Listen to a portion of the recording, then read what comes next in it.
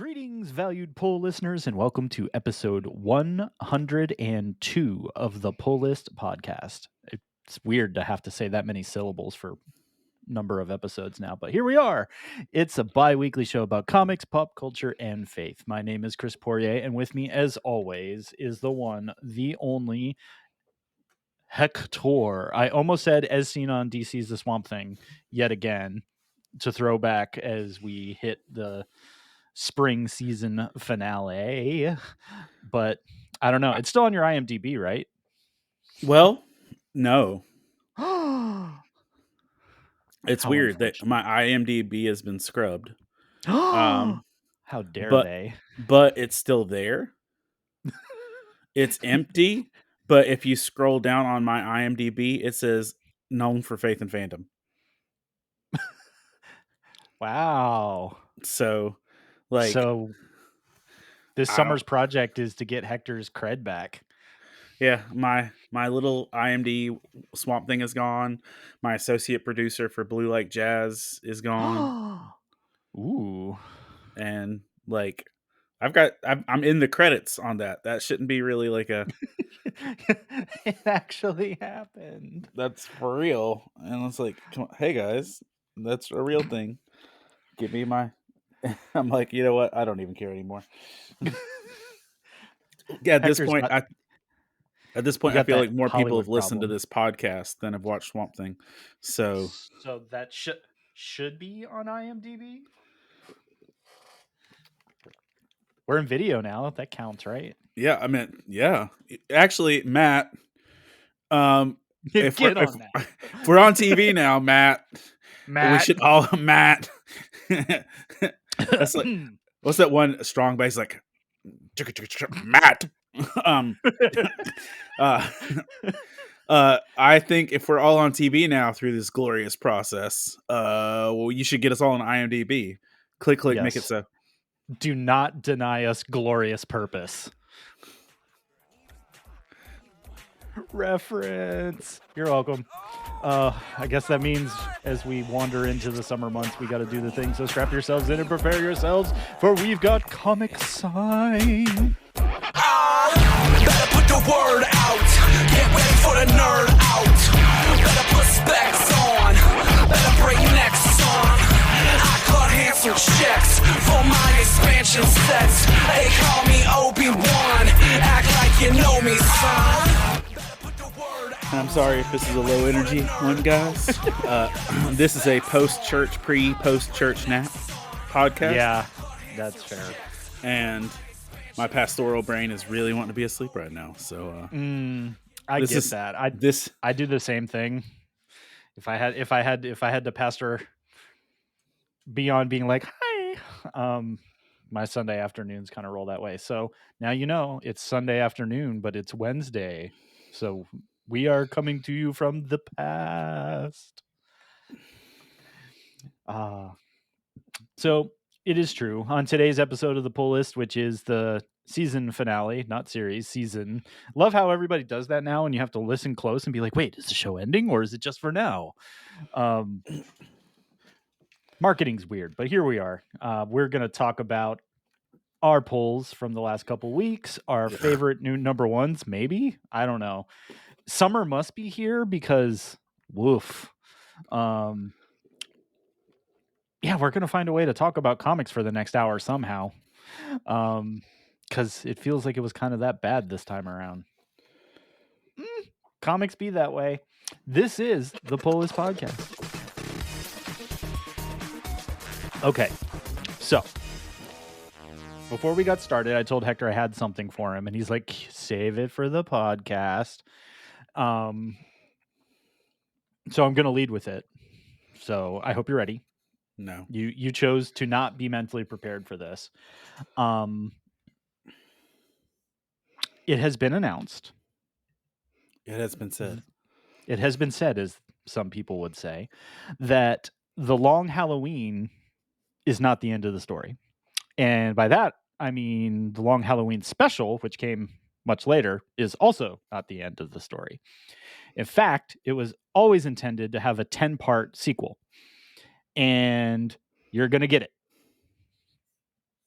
So it is being dedicated to sale, but they are laying the foundation, such as it were, for the long Halloween. I'm sorry, I got to back up. The full title: Batman, The Long Halloween, The Last Halloween. Is Jeff Loeb writing it? Yes. Okay, fair. And so that's the whole thing. I was like, if anybody, I don't even care if it's Tom King. If anybody but Jeff Loeb was writing it, I would call blasphemy. But go on. Right. So apparently Jeff kind of alludes to the fact that there was a rough outline at least, and that Sale had intended to get here, and unfortunately that didn't happen. So this is kind of Jeff's way of saying, thank you for the cool thing that was The Long Halloween by kind of wrapping up the whole thing. So they're calling it a 10-part action-packed mystery that will serve as a prologue. So we'll see kind of how this whole thing a plays prologue out. to The Long Halloween. Yes. I don't need a prologue. I'm anti-log. Well, too bad. Some pretty cool covers are already kind of floating out there. We'll see what happens, but I wanted to double check the date. That's what I was actually here for, is when we get to read this. I believe it's soon. I think it's this fall is the goal. Go figure. Comics are actually going to release something that is somewhat timely based on the content. Oh, seriously? Do they not say in all this? Well, fine. I know that it's coming, and so you are anti-log. That's what I took away from this. Yes, I am anti-log. Ever since Ren and Stimpy. But it rolls downstairs.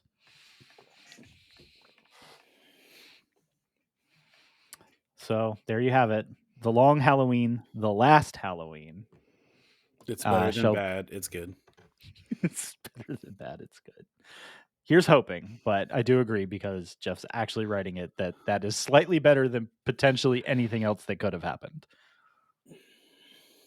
That almost be like Marvel making a sequel to Civil War without any of the people that made Civil War. What? Civil War 2 wasn't good? It's log.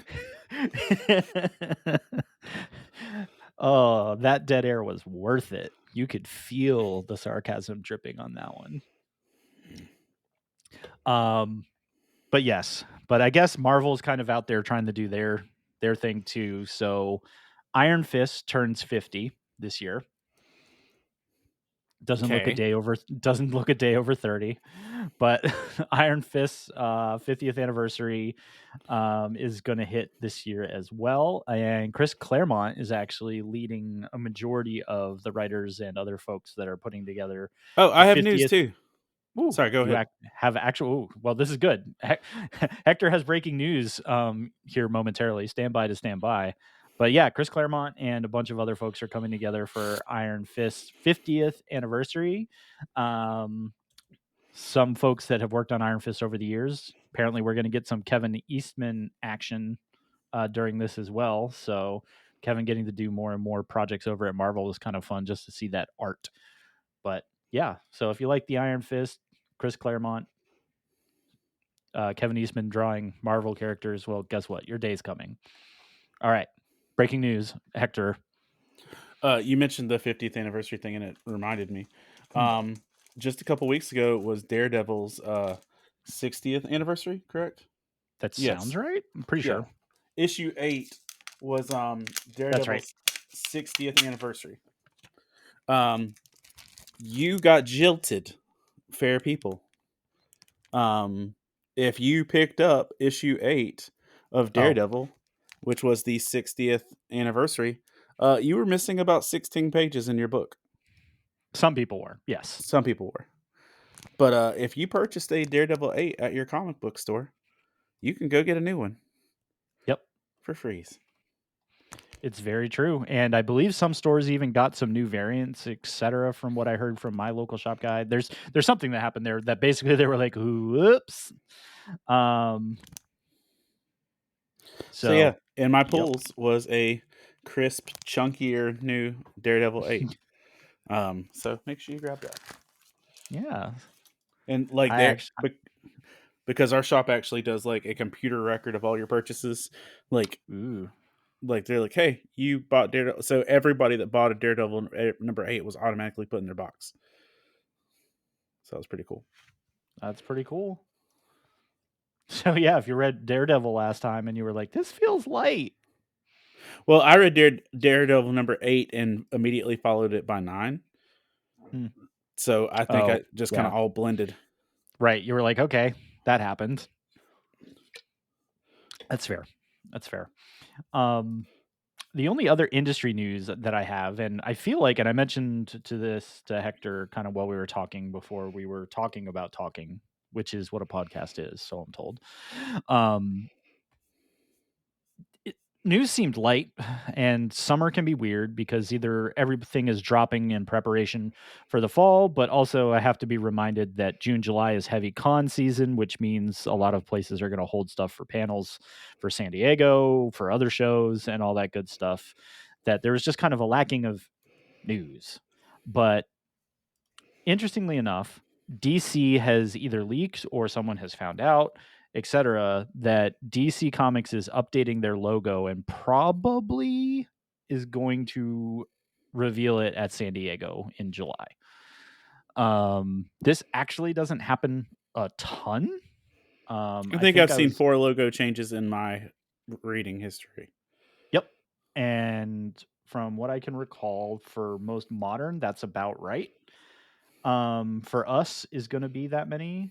Taking a look total, it is actually 10 total, but for us, it would have been 4.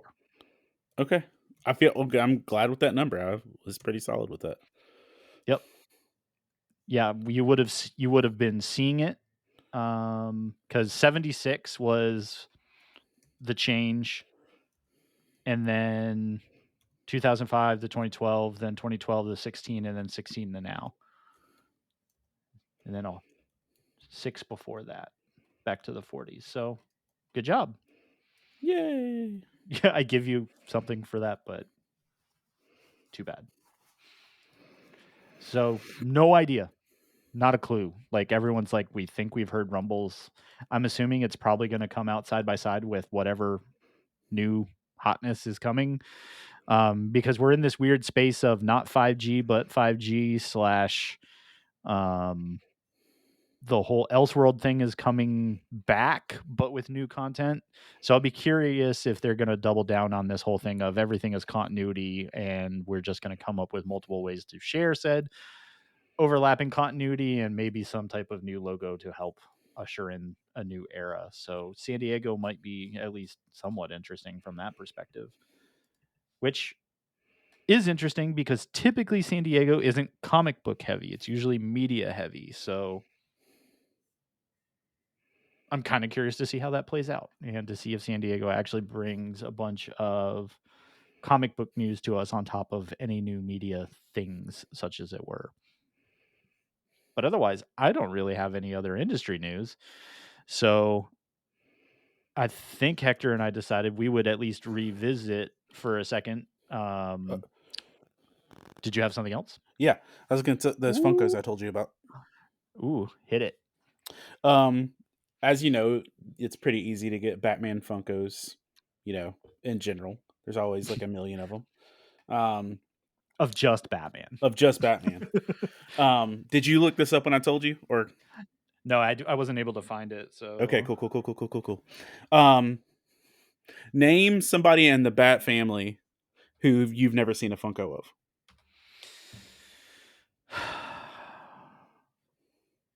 In the family. In the Bat family.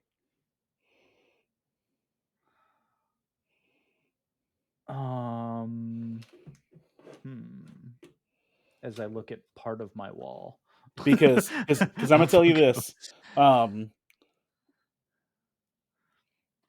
There are 5, and to my knowledge, 4 of them, if not all 5 of them, have never been Funkoed. that are Bat Family, as in even recent, like the Bat Family group shots. They're in it. Interesting. All right, lay it out for us. Okay, up first, and not putting these in any kind of order of importance. Batwing. Interesting. Yeah. Although he looks terrible. Oh no. Like if the name under it didn't say Batwing, I wouldn't have known it was Batwing. You were like, who are you? Yeah. Cause yeah, absolutely. Cassandra Cain Batgirl. Really? Now, she's the one I'm not certain if she's been Funko'd before. But Cassandra Cain is getting her own Batgirl Funko. Or not even getting, it's out. You can go to GameStop. It's there. This one, I'm a little annoyed that it exists already in this same family. Oh no. Because if all of these other characters have been waiting 12 to 15 years, why is this fool here? Clown Hunter. Bro.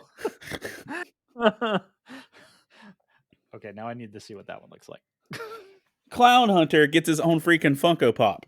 But wait, there's more. Winston Duke is the Signal. Okay, I had a feeling that one might be on there. Yeah, and I figured that would be your first guess if you actually took a guess there. Yeah, it's where I was leaning. You can get Clown Hunter for the deep discounted price of $12 already. Yeah. And then definitely not least, but also last, spoiler. Yep, I see that.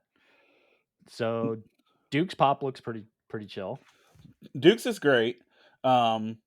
There is a Joker War Joker that literally just looks like something I wouldn't even touch. Yep, that checks out. Spoilers looks great. Cassandra Cain looks good. My thing is, you can't tell it's her, really. Well, to tell it's her, you'd have to zoom in because she's got stitching around the mouth.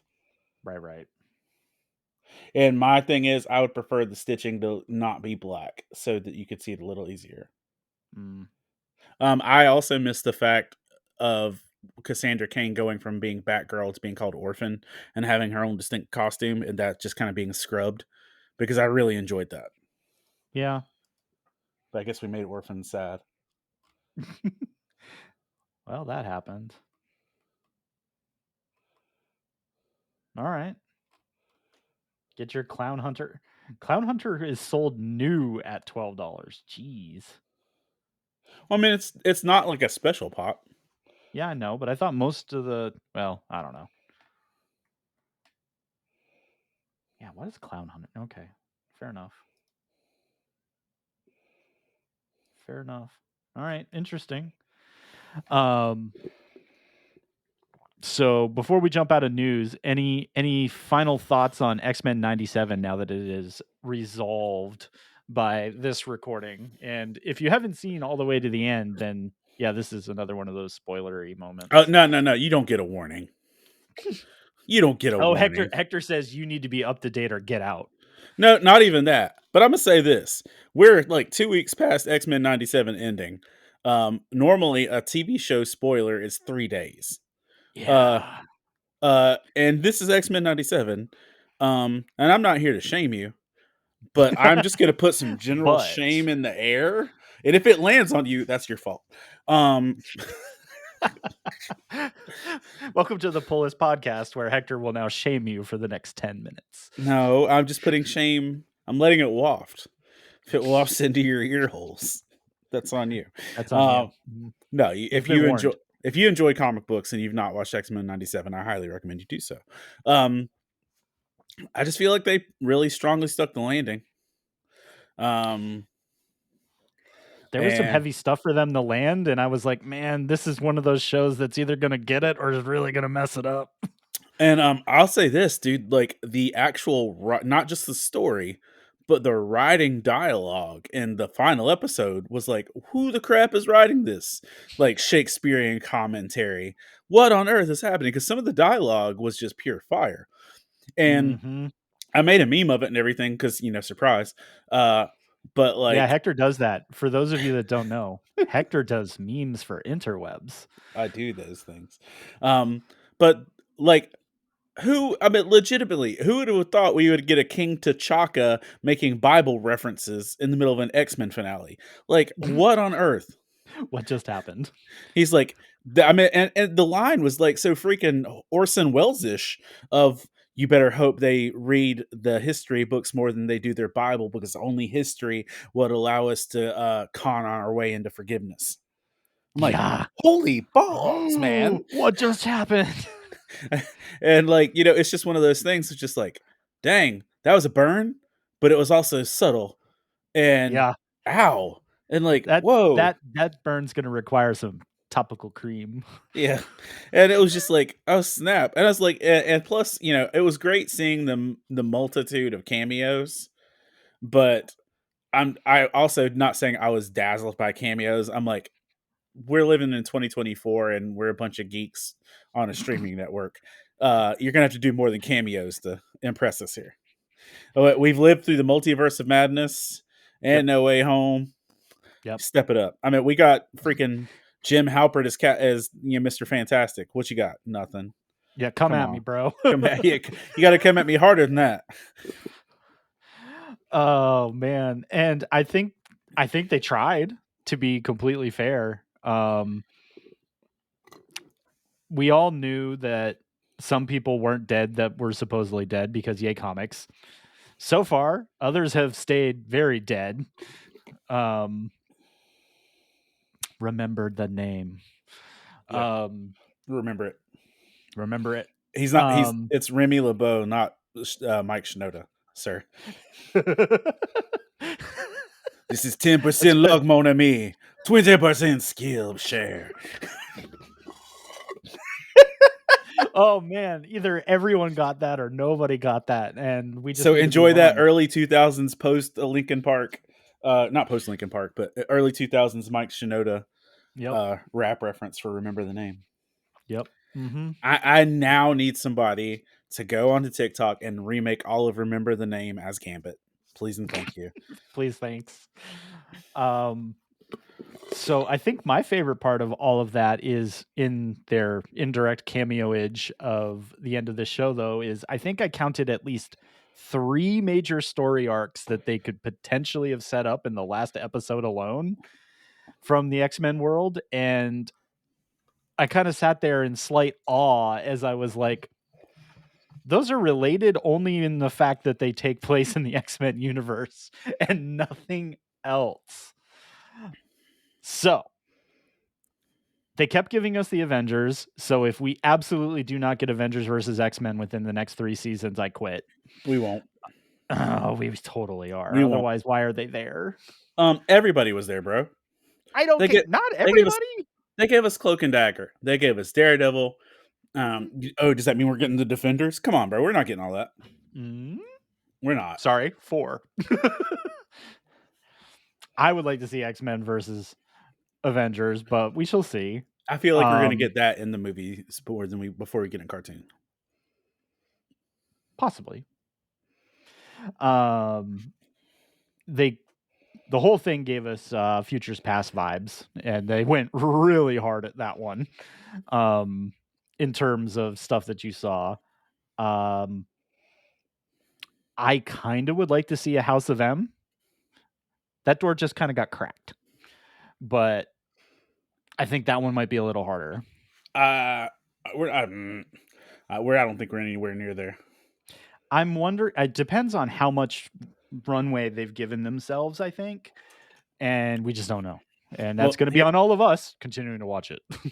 But season 2 is going to be based on the work that homeboy that got fired already did. Yep. There's not a writer for season 3 yet. Yeah, okay, that obvious. I was going to mention that too. That's going to complicate things because the guy that technically helped write the brilliance that is this has already been fired. He's already been fired, and here's what I've learned is you can have the best writing, but if the person that wrote it's not there to execute it, you get the last season of Game of Thrones. Yeah. Dude, we're a couple wrong turns away from this being Days of Future Past. Yep. Oh yeah. Oh yeah. Aw. Come on. This is the best X-Men we've had in a while. Don't mess it up. It is, but all I'm saying is if we left it here, I'm great. That's true. I think I would be okay with that. Stick the landing and move on. So, and I feel like some people in pop culture have been talking about that lately. Of sometimes we do, the we make money folks show up and go, "Hey, you did really great. Give us one more." And they're like, "Nope, that was it." Like I got a nifty Nightcrawler action figure. Ooh, it's very pretty. And hi Nightcrawler. Hi Nightcrawler. To go with my other two and the Funko Pop. I have to rearrange all my shelves now. I got a nifty Nightcrawler action figure. I'll probably also buy a Rogue action figure. Past that, I'm probably not going to buy anything. And that's it. That's where it's going to land. I will point one thing out. Someone, and I can't remember who without going through all the interwebs again. Someone, when I made a Nightcrawler meme, because one of the things that Nightcrawler does in one of the last episodes is he makes a prayer that's a direct scripture quote about "protect us, Lord, you are a refuge." Something. It's a direct verse. So I just put the reference under it, and someone, which is fair game to do, went to DMs with me to say that he was disappointed that they were bold enough to let Nightcrawler still be a Christian, but not bold enough to let him have a cross on his rosary. And while I do say, okay, I see that, then somebody else in a similar conversation pointed out zoom in.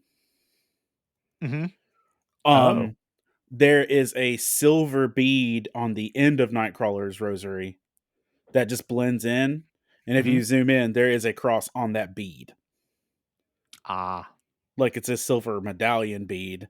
Now there's not a dangly cross hanging, but there is a bead with a cross on it. So like small details, I get it. It's you're not going to make everybody happy with any direction you take. But and somebody also said that they made Nightcrawler too woke in this one, and I'm like, I could see a little cultural spanning scenarios going on. But for the vast majority, I felt like he was pretty faithful. I thought so too. I was worried. Oh, of course, I'm worried every time they do something with Nightcrawler. There aren't that many godly presences in the world of comics, and I want to hang on to him as much as I can. So when Daredevil, Nightcrawler, occasionally Shepherd Book, and whoever else you want to do are actually repping Jesus well, thank you. Yes, thank you. Please and thank. So if you haven't watched X-Men 97, do it. Do it now. Yeah. We'll be here waiting. We're just going to fill like 8 hours of silence now while you catch up. Well, it's only like what, 10 episodes at 20 minutes? Yeah, it's not even. It's 4 hours. 4 hours. Yeah, 4 hours tops. You'll be fine. But we'll still be here. We'll be waiting. Don't rush. We've got you.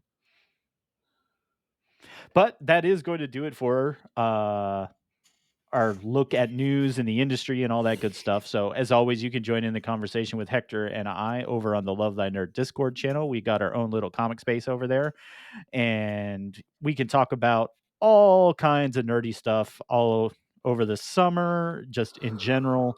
So tell us what you liked, what you hated, or possibly what we missed. And over the last couple of weeks, we might have missed a lot, or maybe we truly didn't miss anything. And that's just the way that it is. Blast. You know what I finished it, and you actually had something. Well, no, what I did have is, did you read Doom #1? No. there's a new Doctor Doom book. Oh, I saw that, and I kept going, do I really want to do this? I wanted to read it. I wanted to read it, but here's why. And I mentioned this on my little Friday morning news show thingy. This Doctor Doom book, and why I wanted this Doctor Doom book, is it pays tribute to MF Doom because it's the first Doctor Doom book since MF Doom. I didn't know that. Which there were none on my shelves because of that, probably. The book opens, or at least I've seen the panels. There are panels of the book where it's literally just quoting MF Doom lyrics. Let's go. Okay, I take everything back. I will now be finding this because, Well, and I had it in my mind because my shop was sold out to buy it digitally so I could read it and put that as my number one. But life. So it do be that way sometimes. I might magically have a number one by the time Chris is done talking. So we'll see. Let's go. All right. Well, I mean, it's time for you to hit it. So let's talk about some comic books. Yeah. See? So no, it's my turn. Oh. Let me sorry to make you podcast. So first off, this was a not great month or 2 weeks or whatever. I concur on that full-heartedly because I made it. I usually don't make it to the comic book store 2 separate times before we record. I usually make it like the second week going into a recording weekend and pick everything up. But this week I actually made it because I'm trying to support my local guy a little more frequently than that. And I think I only spent $60 on comics where I normally spend $100. And see, man, I take the financial hit for y'all. I don't even want to spend $100. Like I'm comfortable at the $50-$60 mark, but I feel you. But I bought 8 books in a 2-week window. Right? Is my math incorrectly? Yeah, I bought 8 No, books. I bet you're probably right. Out of that 8 books, man. I was gonna say if I only had read 8 books, I probably couldn't fill. Now here's what I'm gonna tell you. I'm not telling you that these are good. You're saying that you read them. I'm saying out of the 8 I read, this is the top 4 out of the 8 I read. Now, let's go. If I read Dr. Doom while Chris is talking, maybe we'll see where that goes. He'll come back and be like, hey, actually, that was pretty good. That was okay. Yeah. But yeah, I figured especially you'd want to know about the MF Doom thing. Yeah, I feel kind of sad that I missed that, actually. Well, stop being a hater. Bruh.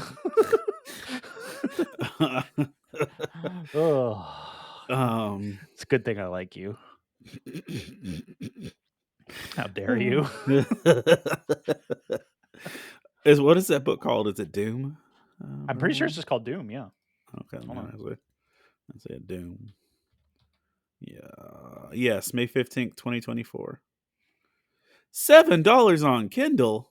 Yeah, I believe it. I think that like literally I looked at the authors and the artists and I went, I don't think I need it.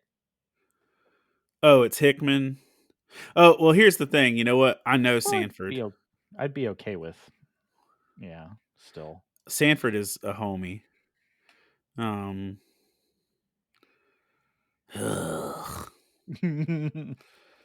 Again, I say I might not buy this during this podcast. I might try and find a physical copy. So I'm paying $7. Might as well actually have it. Yeah, for reals. Right. Hold on. What is Midtown? Maybe they got a. Oh, it's one shot too. Yeah, no, it's just a one. I am not a fan of this. $7 to $10 one shot nonsense that's still going on. Okay. Either way, it's got MF Doom lyrics in it. God bless you and your family. I think I'm done now. So out of what I read, let's start with Nightwing. You said, based solely on the artwork and the story pitch, that this might be something that you should pick up. And then I still didn't. That you still didn't. Yeah. And here's what I'm going to tell you. This is called the fall of. Quit hitting the microphone. This is called Fallen Graysons, or Fallen Grayson number 1 of 5.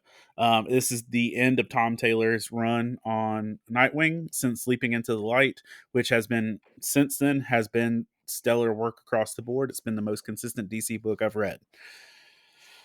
For your sake, this is not a jumping on point, and it is 100% a wrap up to everything prior. Interesting. So even whatever it looks like, don't do this. Don't jump in here if you're not going to pick up. Just said don't do it. No, it's great, but this is literally like jumping into the last 15 minutes of a movie. So if you're reading Nightwing, keep reading Nightwing. It's bringing you to the climax of the whole Heartless story. It's Nightwing has been struggling since a certain point with a fear of heights. Okay, that doesn't work out very well for a Flying Grayson, right? And so part of this is him going like solo mountain climbing to like kind of regain that. Got you. But it's also a big climactic story of everything it's led up to. So it's consistent. It's still great. You get a good chunk of the Bat family here. You get Heartless proving to be one of the best DC villain additions to the universe in a hot minute. And realistically speaking, if Heartless doesn't transfer to the rest of DC proper, I'm going to be rather sad about it. Because he is a good addition. There's that. That happened. Yep. She-Hulk number 8, which is picking up from the previous wacky romance triangle that we saw ahead of time. And yeah, it was good. Yeah.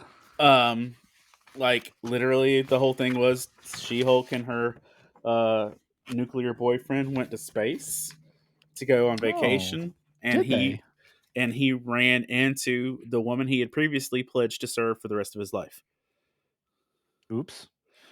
That's awkward. And so he's supposed to be her like life servant for the rest of eternity.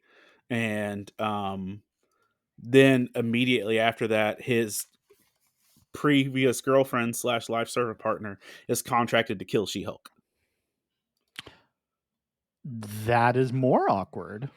And so that's where the last issue ended, and this is the resolution of all that. And it's a lot of relational stuff, a lot of talky, a little kissy.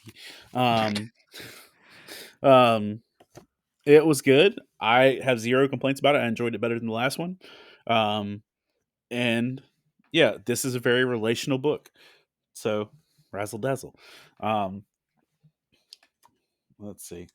And I'm going to stop by saying, based on quality alone, my polls would stop after this one. If I were that's about as good as it got, huh? Like, well, with Wonder Woman number 9 is kind of where, like, after this, I'm done. There isn't anything of high quality I would highly recommend beyond this. This does pick up with where we left off, but in a similar state of, instead of the Sovereign trying to manipulate with her with scripture and the lasso of lies, the whole book is Wonder Woman in solitary confinement, being starved and isolated to death. Yeah.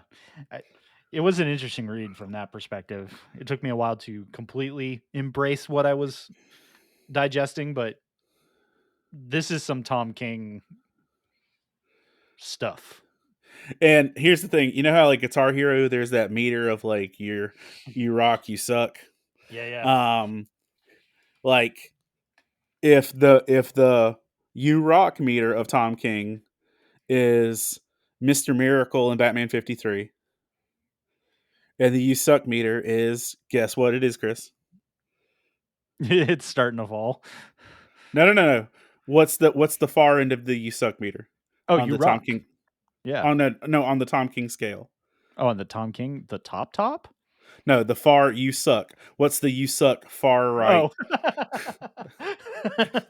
We're gonna get it. Hey, go ahead.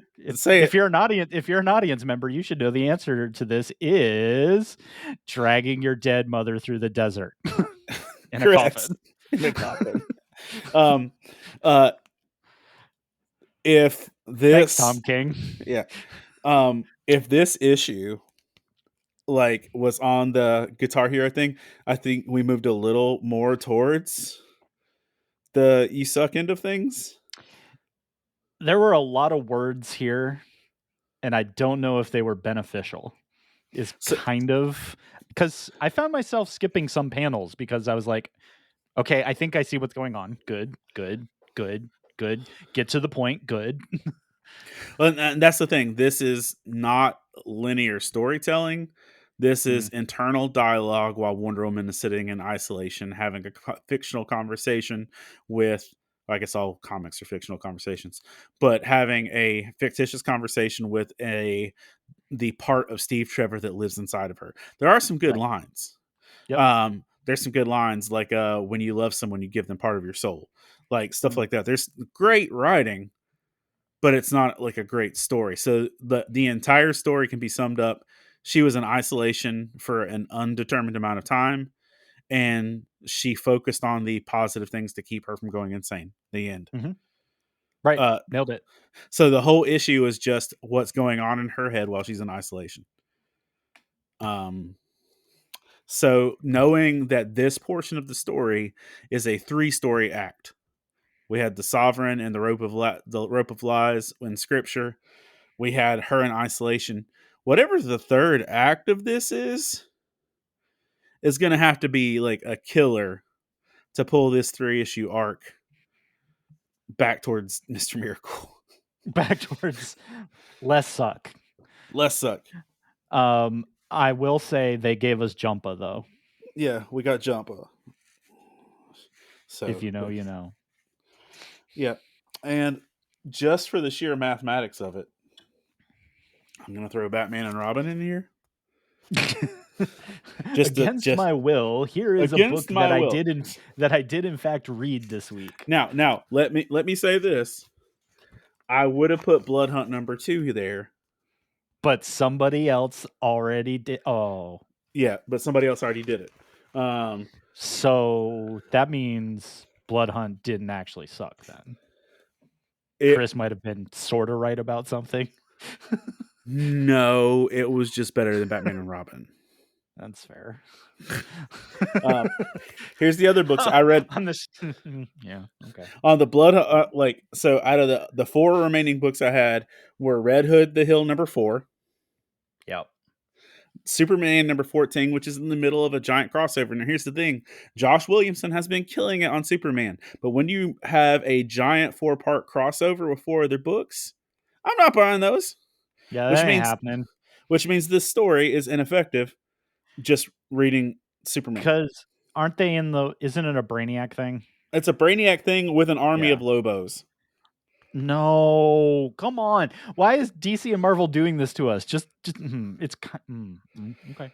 So it's Brainiac with an army of Lobos, and it crosses over to Batman or to Superman, Supergirl, and Green Lantern, and something else. Sure. But again, out of these, I'm gonna go with Batman and Robin. You do get the true identity of Shush and her connection to Tommy Elliott. That's where they dropped that. 9, yeah. They gave us a 6-issue red herring. That checks out. Because there was somebody else from Damian's life in there. And look, in one panel, you get one glorious picture of Hush out of this whole book. How'd that make you feel? It was nice. Honestly, it was nice to see Tommy Elliott on a page again. You get a Tommy Elliott page of him as a surgeon, but you get one Hush page because she's part of Hush's backstory. Okay, did in your honest opinion, seeing as that's like Hector's jam and a half, mm-hmm. did that pay off, or is Sus just still silly?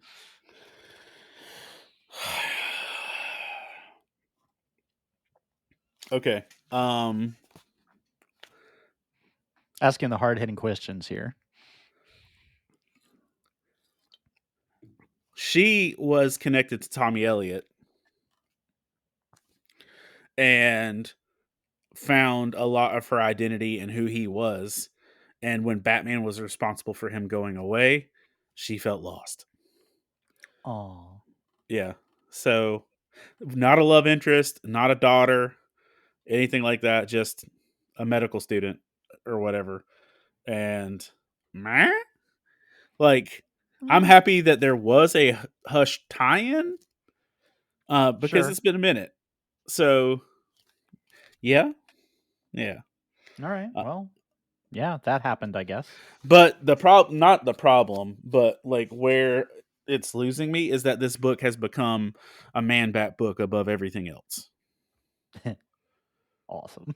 That the whole thing is that Man-Bat is experimenting on half of. Okay, what Bastion was doing with the people Sentinels, he's doing with Man-Bats. Oh, like people are sleeper Man-Bats, and he's poisoning them and stuff. Yeah. Okay. Yeah. So it's like, man. Yeah. Yeah. So okay. Those are the books I read. Yay. so those happened. Not and like honestly, Nightwing was good, but I didn't love anything I read this month or this 2 week window. I didn't love any of it. Like not a thing. Not a thing. I was okay with it. With half of it. I didn't love it. I didn't love any of it. All right, that's fair. So razzle dazzle. Razzle dazzle. I read Blood Hunt number dose, as was alluded to. I kind of am in the same place. I don't know if I would say love, but I would say Marvel got me to read more than the number one of an event. And I'll say this: Blood Hunt number 2 was fun to read. And some of the team dynamics were good. Yep, that's where I'm at in this series. Is it's still kind of okay. DC did the whole vampire/zombies thing and made lots and lots of money, so let's revisit this whole thing. And Blade Breaking Bad doesn't really shock me in any way, shape, or form. So whatever. He's basically trying to be the king of the vampires, even in a Marvel world where Dracula exists and isn't actually in charge, is super kind of fun. This book is all of Blood Hunt is just literally off the wall. Like, it's kind of broken how insane lots of different pieces are. And I'm reading some of the associated books to find out whether you should I'm sticking with you should mostly just read the main line, because the Amazing Spider-Man one came close to me saying that was pretty good, because it's just fun. Because Spider-Man is kind of one of the more fun characters in my mind in this whole thing at the moment, because he's like, vampires, and he's just kind of dealing with it. And there's tons of great dialogue to that note in the middle of all this insanity of, the world is plunged in the darkness. Blade's trying to find his daughter. And random Avengers are trying to make sense of the whole world and everything. And I'm trying to find it, because I did almost kind of laugh out loud when Spider-Man showed up and they're like, hey, we've been looking for you. And he's like, yeah, I've been busy. And he was like, wait, you're not Moon Knight. Are you the other Moon Knight? Another Moon Knight? Moon Knight? Question mark. And I was like, okay, well done. So Blood Hunt is just crazy. And they did a super fun thing with Doctor Strange, I thought, too, with, he turned Doctor Strange, who was close to finding a cure and everything, but Doctor Strange was able to separate his astral self. So his astral self is like trying to like help the Avengers and be like, yeah, I'm kind of busy being a vampire over there, and that's bad, but I'm gonna do what I can over here in the astral plane. And I'm like, okay, that's fun, that's clever. Captain Marvel does some pretty sweet Captain Marvel stuffs. Just in terms of Marvel being fun, I feel like this is fun for a change. Yeah. And it's at least well done enough that I actually want to keep reading it, as opposed to being like, all right, some Avenger stuff ends up just being a lot. I don't know if there's any other way to explain that there's a lot of times I read Avengers events and I go, way too many people, way too much stuff going on. This is actually not that fun. This is just vampires. And so far is pretty darn fun. But and yeah, very generic vampires too. Not like vampires with a backstory. Like, nope. I mean, some are present there. Villains. Like, you can care that Dracula in Marvel canon is here and is like in charge of like a small army kind of thing. But outside of that, it's like, cool, it's Dracula. So I'm about it. I did read Union Jack the Ripper, wanting to love everything about that and them not sticking that landing at all. They literally just wanted to find a reason to utter the phrase Union Jack the Ripper and not do anything with it. So that disappointed me greatly. But there you go. Blood Hunt, kind of fun. Because I was on that similar journey of what on earth am I going to say? Uncanny Valley #2 came out, which was Boom's weird book where that kid gets saved by his cartoon grandpa and goes into the cartoon world or something like that. So still weird, but you're at least, kind of unpacking the details of what this whole thing was about. Is that, his entire family's basically half toon, so is he. And he's starting to find out what that means and what that can mean. And there's foils of a lot of, Saturday morning cartoon type stuff that a lot of folks grew up with, because, like, his grandpa is not Yosemite Sam, but is. And when they go into the thing, they run into a Wile E. Coyote, but they just call him the Dingo. And he keeps trying to blow him up with sticks of dynamite. Great. It's crazy. There's lots of nonsense going on here. But he's basically teaching the kid that he does know how to be a cartoon and basically how to use toon abilities to, well, not die. It's still not super explanatory in what's going on and why. But the art's good. The story kind of holds up. So if you're looking for Who Framed Roger Rabbit, but like in the reverse, sort of, that's what's happening. It's interesting. And it might get me through at least one more issue if they decide to tell us where we're going. Ultimate X-Men might be the first book in a while that I finish all the way through an arc, because Peach Momoko is just doing cool stuff here.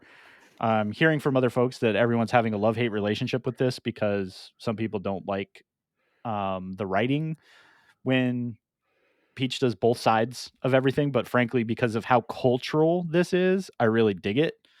Because still doing the thing that the last page is always any Japanese cultural topics that were discussed are fully explained in what they are and why they're important. So that's kind of fun. But it's also just this process of all these X-Men characters in their alternate universe origin story, and that they all go basically to a Japanese high school. So I'm waiting for a 1A reference in here somewhere. Right. Because totally coming. But instead of they kind of give us a peek at what looks like one or two other additional mutants, but this is the first book in this series that the word mutant is uttered. So we have Armor and Storm currently up, and this book ended up going back and basically being a complete origin story for Storm in this context, and it's a little rough. Provide the trigger warning, if you will, there, of where Storm finds their power here is from being abused by her father. That literally when she gets struck by her father for being, I don't know, basically a teenager in this sense, her hair goes white and she has a firmer grasp on her ability for weather, and she gets thrown out from her family. The word mutant isn't even uttered in this context yet.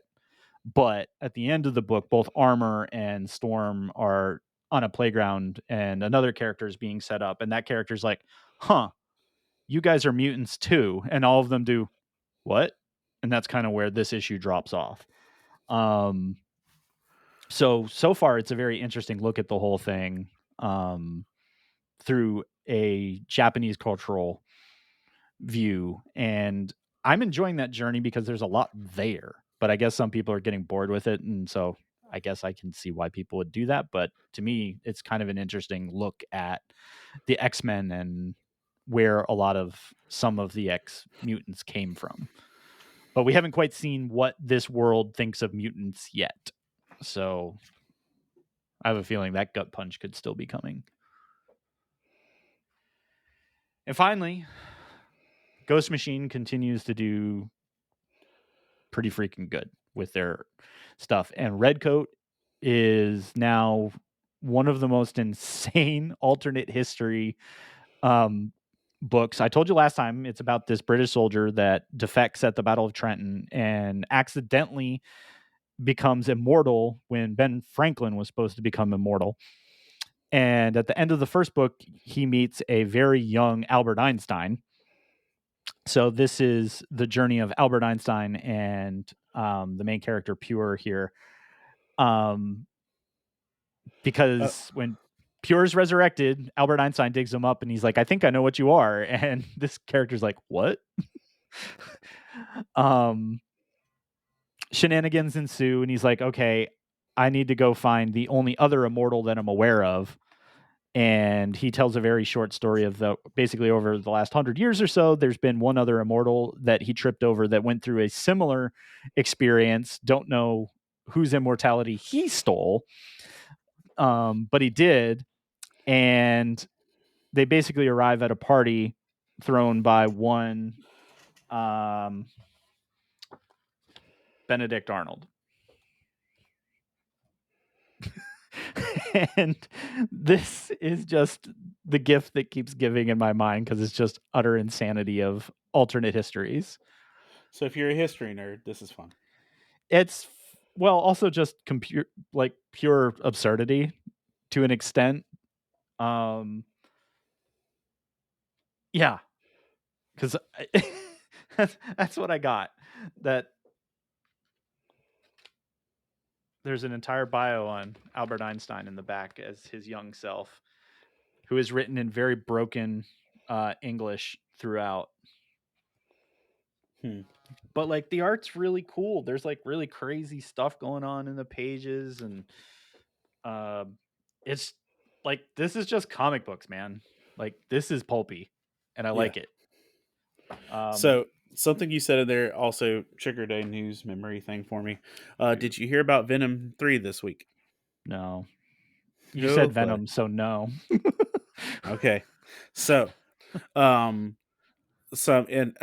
I got this from moderately reliable sources, but I'm going to say take this with a grain of salt. Breaking news. This came from a plot synopsis test thing, like of people that are doing like approvals of movie scripts and stuff. Right. That was it Toxic was the one that was set up at the end of the second movie? Bro, I don't know. I still have not seen any of those movies. Really? Yup. It's on my waiting for a rainy day to just plow through them. Okay. Well, here's the thing. The first Venom was okay. The second Venom was like window dressing, like let's give you the appearance of Carnage but a bad executed story. Yeah. And then you also get and then I guess it's No Way Home that's got Danny Rojas and Venom in it. Yeah. At the post-credit scene. Okay. Yeah. So Venom 3, that was about the time I went, I guess I should go back and watch these. Yeah. Venom 3 is reportedly going to be that one of the symbiotes that was set up at the end of the second movie is going to basically create a handful of other, including one of the symbiotes that is Scream. Like, do you know who Scream is? No. And the symbiotes, you don't know who Scream is? I literally almost care negative about anything in Venom canon.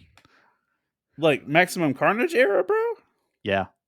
Even including. Oh. Hurts Mark Bagley's heart, man. Jeez, man. Yeah, That Spider-Man, I don't that know Maximum why, but Carnage video game on Super Nintendo was fire. And I think half my knowledge came from that. Either way, I guess you need to know, and any other muggles out there that are not interested, is that it appears that Keeley from Ted Lasso is going to be not only Eddie Brock's potential love interest in this, but she's going to be Scream the symbiote. But where what you said triggered things,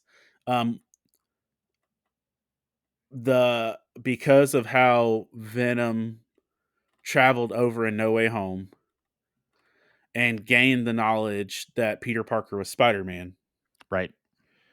The hive mind of the symbiote now has that knowledge.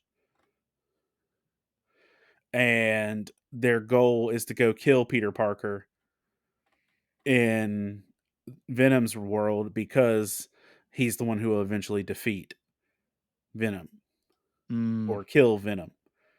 So it's the Terminator. But wait, there's more, because it is. If what I'm reading is correct, is that Peter Parker's 10 in this. And so Venom has to go from being like the one that's, going to kill Peter Parker, that he has to become Peter Parker's, wait for it, lethal protector.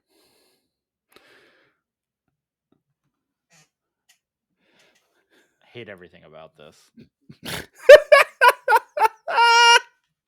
That's the news. It's some comics. And we don't have number ones. So yeah, neither of us. So yeah, Doom would have been it, I guess. But I guess just for the MF Doom references alone, go read Doom #1 that neither of us have read yet. Because yeah, something happened this month because no #1, not one. Now, I also didn't get to go browse my comic shop the last 2 weeks. I did 4 hours ago. And had I done that, maybe I would have found something, but my schedule did not permit it. So, I mean, that checks out. I had to send people to get comics for me. I'm having people on the streets for y'all. On the streets. We're out on these comic book streets for you. I had a poet hand deliver my comics to a street festival.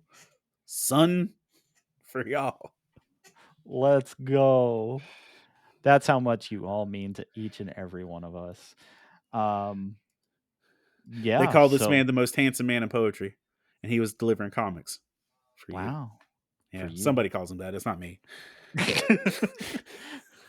Aw. So yeah, that's gonna do it for us here at the Polis Podcast. Episode 102 is in the books and now in your ears, your eyeballs, because you can absorb this content in many different ways now. You can catch us on YouTube. We even have our own YouTube channel now. We just found that out. We're like awesome and stuff because Matt did the thing. Matt still has to go back to the beginning of this episode and do that other thing we told him to do, but this is awesome. We're on the televisions, Matt. Get us IMDb. The IMDb. But we seriously can't do this alone. We need people like Matt and other folks that do editing for us over at Love Thy Nerd on the podcast network, of which we are part of. We're on that Love Thy Nerd podcast network and have been for the last 5 years. So you can visit lovethynerd.com to find other stuffs, other shows. Hector does 5 billion other things over there. I just did a show about losing your spouse when they die and how to deal with grief, because that's fun. Dang. That happened. Yeah. that happened. Hector handles all the things from, the seriouses and all the way to the comic books. So head over to lovethynerd.com for other shows, episodes, etc. You can get depressed by Hector or uplifted by Hector. Just depends on the episode. But wait, there is more. We've been telling you this for the last couple episodes, and basically episode. And shout out to Subdue the Day. Yeah.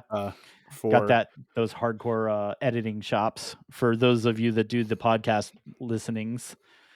Small army of people bring you this wonderful product that we call the Polis Podcast.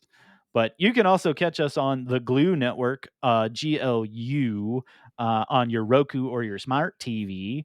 You can download on the iPhone, the Androids, but Glue exists to unlock the inspirational value of faith-centric programming, partnering with Christian content creators like us. And like Love Thy Nerd, the Polis Podcast, we're all over there. So we are proud to join our friends God Squad Church and Unity Gaming as the first group of nerd culture channels over there on the platform. Download the GLU Network app today and search for Love Thy Nerd, and you can watch us on your very own televisions. I haven't tried that yet. I should do that. And I can be like, I'm on TV. I could do the Leo thing. Woo! Yeah. So truthfully, as we wrap up this season to take a break for the next couple months, don't worry, Hector and I shall return this fall. And we do want to thank you from the very bottom of our hearts for choosing us as your primary comic book knowledge factory on mostly it's not really weekly. It's the near bi-weekly basis. So don't leave us hanging. Rate, review the show on all of your apps of choice. As stated, we're over there on that Glue Network, on the YouTube, the iTunes, the Spotify, the Stitcher Radio. I mean, I think if it's on the internet, we're probably there. It's been 5 years. We're everywhere. We're on MySpace. we have a MySpace page. Go check out Hector's playlist opportunities. You can be in our top 5. Top 5. Right next to Tom. He's still our number one friend. So thanks for hanging out with us. And as always, read more comics. Read more comics.